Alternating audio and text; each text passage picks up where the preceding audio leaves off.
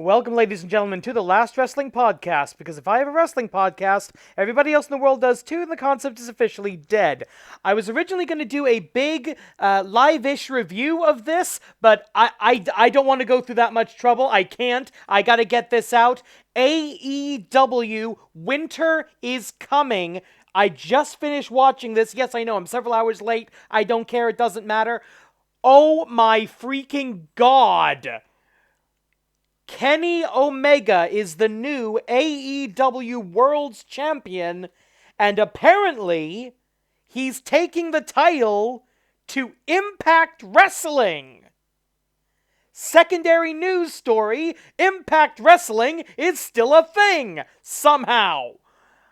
Okay, Don Callis, Kenny Omega's friend, was at commentary. You saw the show. If you've clicked this video, you almost certainly have already seen the show. But, oh my goodness. Okay, this is an unequivocally brilliant thing. AEW is at its best when it's doing things that wrestling fans want to see, but WWE will never do. This is one of them. This is, apparently, somebody from another company coming in, taking your top title back to that company. And guess what? For the first time in, I'm going to say about 15 years, I want to watch Impact. I have no idea how to watch Impact, because they're on something called Access TV, but I want to watch Impact right now. I'm interested, and that's going to be the biggest rating Impact has gotten since the debut of Sting. Speaking of which, the debut of Sting! Sting is all elite, multi-year contract, shows up having stolen Glacier's entrance at the end of a seemingly inconsequential tag team match between the current and former TNT champions and Team Taz. By the way, this Willpower Powerhouse Hobbs guy, I'm liking more and more everything I see of him. But, wow, okay, somehow AEW has Sting. Now, this is a good thing, because this is not the Sting that showed up in WWE. It's not the Sting that showed up in TNA back in the day. This is the Sting that WWE effed over. This is the Sting that could have had the career renaissance, the last great chapter, but was denied that by bad WWE booking and sloppy WWE wrestling. That means he's not a washed-up WCW, WWE guy. He's a guy that Vince screwed. And that is who you want to pick up for your wrestling company if you're AEW. Good decision. Now, I don't know if Sting's going to be able to wrestle. I don't think Sting should wrestle. But I don't know where they're going with this. I'm not even entirely sure whose side Sting is on, even though he's the most natural babyface in the world. And I love the fact that the face paint gimmick means the guy doesn't bloody age. This is incredible. A 1-2 punch of incredible storyline, miraculous storyline advancement in just the top two matches.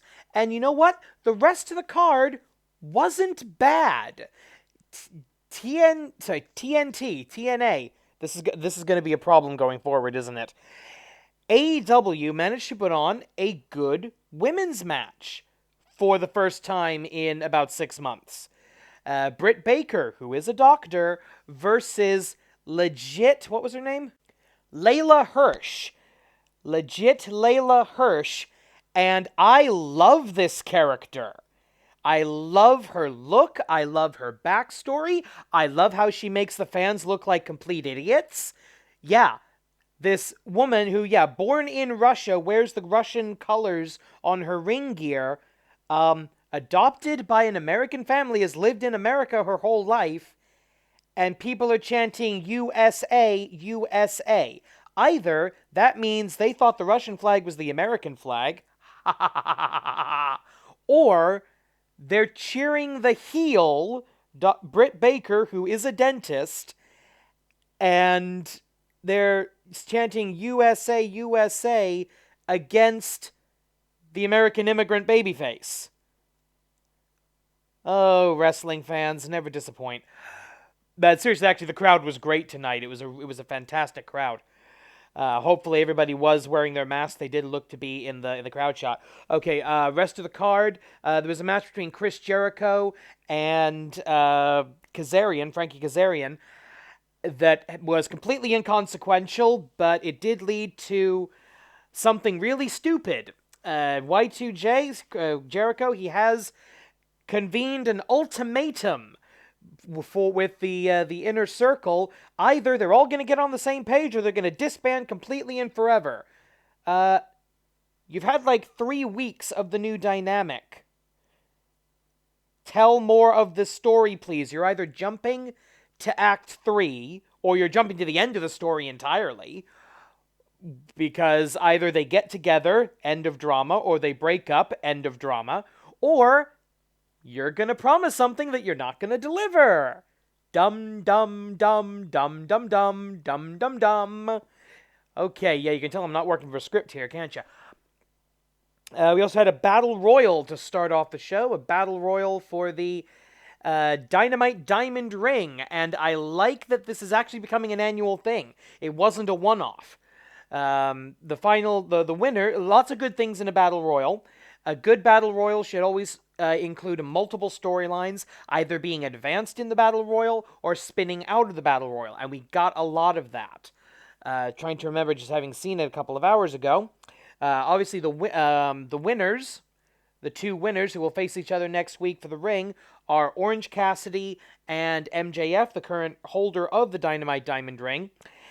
We also got Wardlow Miro, which is something I want to see. Also, Miro looks fantastic. The former Rusev, good God. I mean, oh, wow. Anyway, Jungle Boy gets a shine. Something between Shawn Spears and Scorpio Sky is happening. The feud between Miro and friends and the best friends, that's continuing. A lot of good stuff here. Couple of bad notes on the Battle Royal. I hate the finish. I hate, oh, the bad guy won. But wait, the good guy was never fully eliminated, was never properly eliminated. Good guy comes back in, he does a good thing, and the good guy wins. Yay! Wrestling. I hate that finish. That should be banned from all battle royals for the next 4 years. Ugh. See, that was the first match. What am I missing? The Young Bucks had a promo where they got interrupted by 2 guys that apparently have wrestled on Dark a couple of times, but I've never seen them. I've never heard of them. And all I know is that one of them really, really cannot rap, and they made like a 1998 gay joke about the Young Bucks book cover. Lame. What else happened on the show?